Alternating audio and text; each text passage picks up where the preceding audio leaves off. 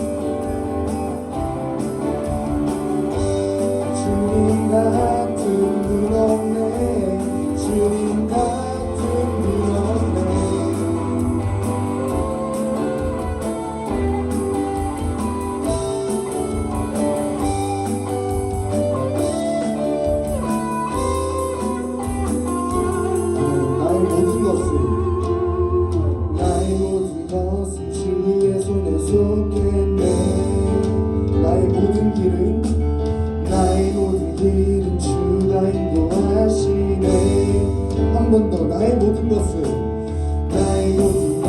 주의 손에 속했네. 나의 모든 길은 주가 인도하시네. 난 일어서리 난 달려가리 주는 이름으로 난 일어서리라. 내 소망 나의 힘 나의 구원 되신 주 주님 같은 분 없네. 주님 같은 분 없네. 내 생명 나의 꿈 나의 전부 되신 주 주님 같은 분 없네. 주님 같은 내 소망 나의 구원 되신 주 주님 같은 분 없네. 주님 같은 분 없네. 내 생명 나의 꿈 나의 전부 되신 주 주님 같은 분 없네 주님 같은 분 없네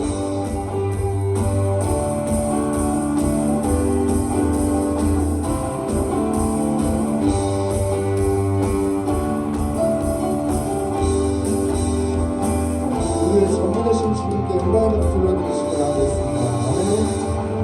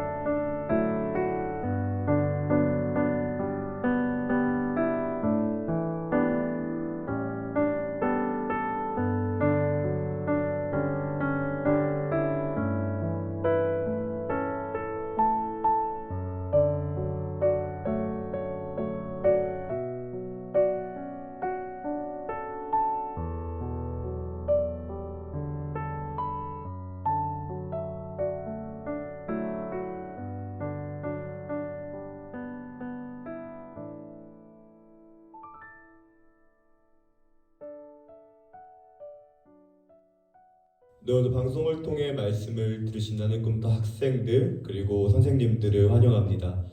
오늘은 고난 시리즈 그 두 번째로 형벌적 고난이라는 주제를 가지고 함께 말씀을 나눠보고자 합니다. 네, 궁금하시지 않으시겠지만 저희 집은 일남 일녀로 가족 구성이 되어 있고 저는 둘째이자 막내입니다. 네, 그리고 다른 흔한 남매들처럼요 저희 남매도 굉장히 많이 싸웠습니다. 이렇게 싸울 때면 항상 어머니께서는 오셔서 이렇게 물어봤습니다. 너희들 몇 대 맞을래? 네, 이 톤은 아니겠죠? 네, 그러면 저는 막내이기 때문에 누나가 몇 대를 맞겠다라고 이야기하고 맞는 걸 지켜본 그 이후에 내가 몇 대를 맞겠다라고 이야기할 수 있는 권한이 있었습니다. 자, 여기서 지난주처럼 문제 나가겠습니다. 네, 여러분들이라면 몇 대를 맞겠다라고 이야기하시겠습니까? 네, 참고로 저희 누나는 10대를 맞겠다라고 했고 굉장히 가벼운 정도로 매를 맞는 걸 확인했습니다. 여러분이 저였다면 몇 대를 맞겠다라고 이야기하겠습니까? 네, 정답은 이후에 공개하도록 하겠습니다. 네, 서두에 왜 이런 허황된 이야기를 하십니까? 하시는 분들을 위해서 잠깐 나누자면요. 오늘 말씀을 이해할 때 굉장히 중요한 주제이기 때문입니다.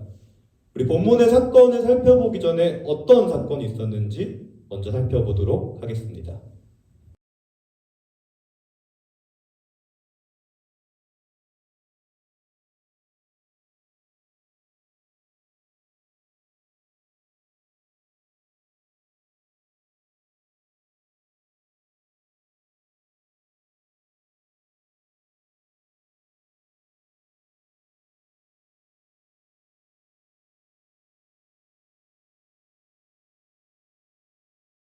네, 본문에 사건이 있기 바로 직전 아담과 하와가 하나님과의 약속을 어기는 사건이 등장합니다. 그리고 그 결과로 세상에는 죽음과 고통이 들어오게 됩니다. 네, 그러나 하나님께서는 아담과 하와에게 가죽옷을 지어 입히심으로 말미암아 반드시 구원하실 것을 약속하세요. 네, 그러면 모든 문제가 다 끝난 걸까? 네, 그렇지 않습니다. 이때로부터 새로운 종류의 고통이 시작됩니다. 이전에는 땀을 흘리지 않아도 열매가 자동으로 맺혔다라고 한다면 이후에는 사람이 땀을 흘려야만 열매가 맺기 시작합니다. 더욱이 사람이 다른 사람을 낳기 위해서는요, 네, 해산의 고통과 출산의 고통을 경험해야 되는 세상으로 변화가 되죠. 네, 이 말은 곧 하나님께서는 약속하셨으나 네, 그 약속이 무색한 것과 같은 세상이 되었다는 것입니다. 네, 그리고 이때 본문의 주인공인 가인이 태어나게 됩니다. 그리고 이 가인은 타락한 세상을 보면서요, 하나님의 은혜를 인정할 수 없게 됩니다. 네, 그리고 그 결과 하나님께 감사한 마음으로 제사를 드리지 못한 채 오늘 본문의 사건이 등장하게 되죠.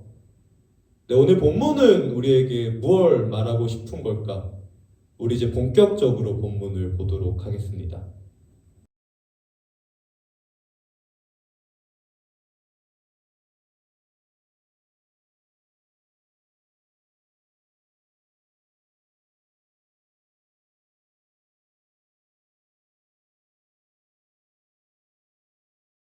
네, 하나님께서 아벨과 그의 재산은 받으시지만 가인과 그의 재산은 받지 않는 사건을 가인은 받아들일 수 없게 됩니다. 네, 가인의 마음에는요, 하나님께서는 아벨을 사랑하시기 때문에 그의 제사를 받지만 자신은 사랑하지 않기 때문에 그의 제사를 받지 않았다라는 생각이 네, 솟구쳐 오르죠. 그래서 여러분들이 아시는 것처럼 아벨을 죽입니다. 네, 그런다고 하나님께서 가인의 제사를 받아주셨을까? 네, 그렇지 않죠. 본문은 가인의 제사를 받지 않으신 하나님의 모습을 기록하고 있는 것처럼 보입니다.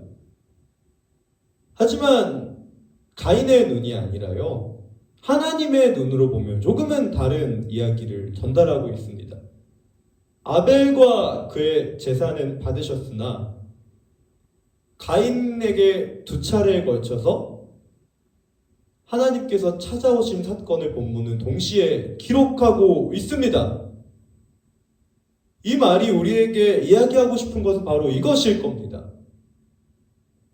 가인이 생각하는 것처럼 이 땅은 정말 고통만 가득하고 하나님께서는 누구는 사랑하시고 누구는 사랑하시지 않는 그런 이해가 틀렸다라는 걸 이야기하고 싶은 거겠죠.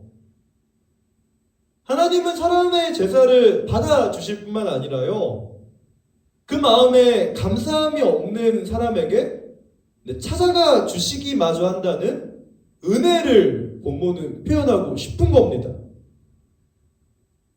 근데 어떻게 하나님께서 가인에게 찾아오셔서 그러지 마라, 그리고 너 앞으로 힘들게 살 거야 라고 말하는 게 은혜가 될 수 있습니까 하시는 분들 계신 줄로 압니다. 근데 우리 본문의 사건이 있기 전, 그리고 바로 그 이전으로 한번 돌아가셔서 다시 한번 본문을 볼 수 있으면 좋겠습니다.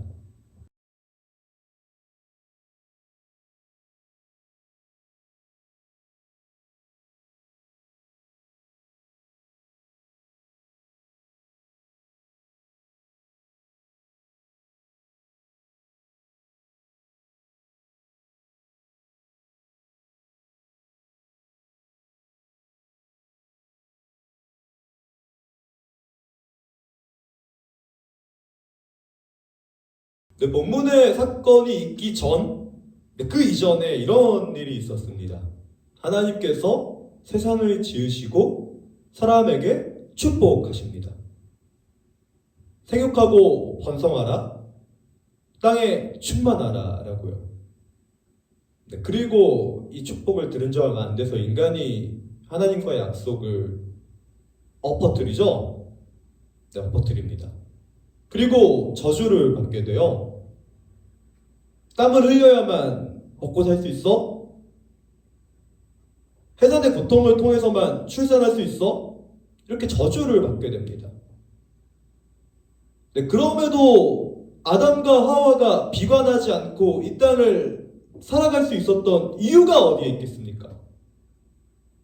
아담과 하와는 사실 알고 있었습니다. 조금 힘들어졌을 뿐, 이 땅의 수고를 통해서 먹고 사는 일을 통해서 생육하라 라고 하는 말씀을 바라볼 수 있다라는 걸 알고 있었고요. 비록 해산이 고통스럽지만 이 해산과 출산을 통해서 번성하라 라고 하는 약속을 바라볼 수 있다는 것을 알고 있었습니다. 근데 분명히 그들에게 이 땅의 삶은 괴로울 수 있지만요, 이 괴로움은 자신들의 잘못일 뿐 하나님의 은혜와 배려가 가득한 세상이라는 것을 알고 있었습니다. 그렇기 때문에 살아갈 수 있었던 거죠. 그리고 그렇기 때문에 가르쳤습니다. 자신의 자녀인 가인과 아벨에게 이 땅은 하나님께서 우리에게 베풀어 주신 은혜의 땅이고 하나님께서는 언제나 우리를 배려하셔라고 가르칠 수 있었던 것입니다. 그렇기 때문에 아벨은 그의 제사에 감사한 마음을 담아 하나님께 올려드릴 수 있었던 거고요. 반면 가인은 그런 이해가 없거나 혹은 인정하지 않았기 때문에 감사한 마음을 담아 하나님께 제사를 드리지 않는 이런 사건이 일어날 수 있었던 것입니다. 정리하자면 이렇게 정리가 될 수 있습니다. 반만 보면 가인의 말이 맞는 것처럼 보입니다. 형벌은 형벌이지 그게 어떻게 은혜가 될 수 있습니까? 하지만 전체를 보시면요, 하나님의 은혜라는 것입니다. 저는 오늘 본문의 주제를 이렇게 정해봤습니다. 형벌적 고난. 야박한 것 같죠? 하지만 부제는 이렇습니다. 은혜의 수단인 고난. 어떻게 고난이 은혜의 수단이 될 수 있습니까? 말씀을 이렇게 맞춰보려고 합니다. 누나가 약하게 열대 맞는 걸 바라보면서 저는 당돌하게 이렇게 대답했습니다. 난 한 대 맞을 거예요. 그리고 진짜로 한 대를 맞았습니다. 그러나 세게 맞았죠. 그래서 부모님께 항의했습니다. 왜 누나와 똑같은 강도로 때리지 않으십니까? 그러자 부모님께서는 이것 때문이야 라고 설명해 주시지 않으시고요. 그걸 몰라서 뭐라 하면서 5대 더 때리셨습니다. 뭐가 잘못됐던 걸까요? 저희 부모님이 나쁜 사람일까요? 제가 진짜 뭘 몰랐기 때문에 그랬던 걸까요? 정답은 간단합니다. 저는 제가 잘못했다는 사실을 받아들이지 못했습니다. 제가 잘못했다는 사실을 받아들였다면요, 저는 감사한 마음으로 한 대를 맞고 용서를 받았을 것입니다. 그리고 부모님 앞에서 여전히 자녀로 살아갔겠죠. 하지만 저는 잘못했다고 생각하지 않았습니다. 오히려 부모님이나 누나에게 문제가 있다라고 생각했죠. 그래서 제가 한 대 맞은 일에 대해서 분하에 항의를 한 것입니다. 마치 본문의 가인처럼 말입니다. 오늘 본문도 동일하게 마치고 싶습니다. 어떻게 고난이 은혜의 수단이 될 수 있습니까? 그것도 믿는 사람이요. 이런 분들을 위해서 오늘 본문은 이렇게 맞춰보도록 하겠습니다.